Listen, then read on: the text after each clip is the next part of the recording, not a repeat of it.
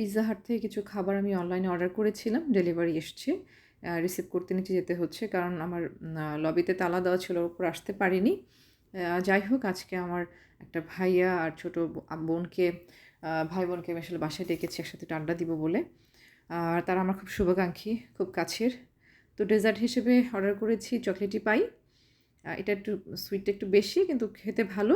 আরেকটা করেছি এই যে মিনি রোলটা, এটাও খেতে মজা। এই দুটোই আইটেমই একটু সুগারটা একটু বেশি কিন্তু খেতে খারাপ না।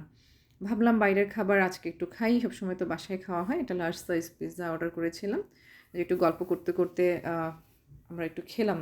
আজকে না হয় বাসার খাবার নাই খেলাম। আর হচ্ছে এটা হচ্ছে ড্রিঙ্কস নিয়েছি। আর যেহেতু ঈদের পরে এটা, তো ভাবলাম অল্প করে একটু মাংসের সাথে একটু রাইস করি। তো জিরা দিয়ে একটা রাইস করেছি, জিরা রাইস, যেটা খেতে খারাপ হয়নি। ওভারঅল অল্প খাবার, কিন্তু উদ্দেশ্যটা হচ্ছে গল্প করার, সময় কাটানো।